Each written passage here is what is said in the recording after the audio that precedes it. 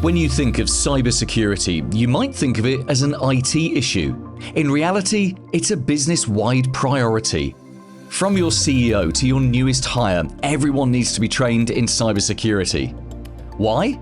Because cyber threats are targeted at everyone all the time.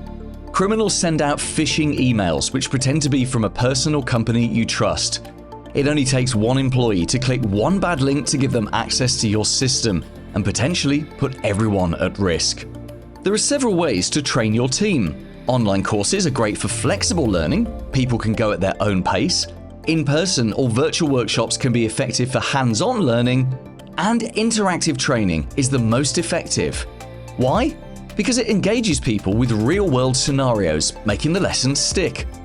Interactive training often includes quizzes, role-playing, and even simulated cyber attacks. This hands-on approach helps employees understand what to look out for and how to react.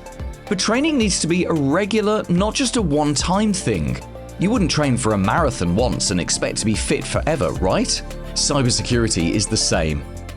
Our team are cybersecurity experts and can advise on the best way to protect your people. Get in touch.